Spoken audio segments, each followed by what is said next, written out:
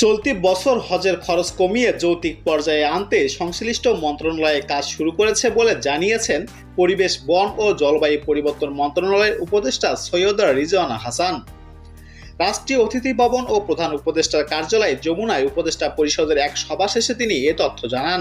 রিজওয়ানা হাসান বলেন, আমাদের হজ একটা বড় ব্যাপার মুসলমানদের জন্য, কিন্তু হজের মতো পবিত্র কাজেও একটি সিন্ডিকেট দেখতে পাই।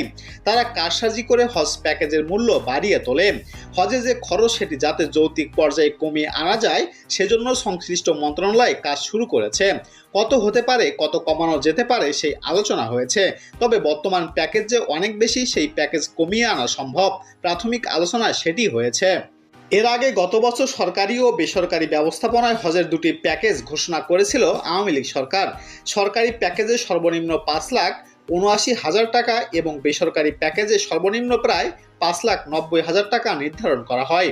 উল্লেখ্য, চলতি বছর হজের প্যাকেজ ঘোষণা করা না হলেও প্রাক নিবন্ধন প্রক্রিয়া চলছে। আগামী 1 সেপ্টেম্বর থেকে চূড়ান্ত নিবন্ধন শুরু হবে, চলবে 30 নভেম্বর পর্যন্ত।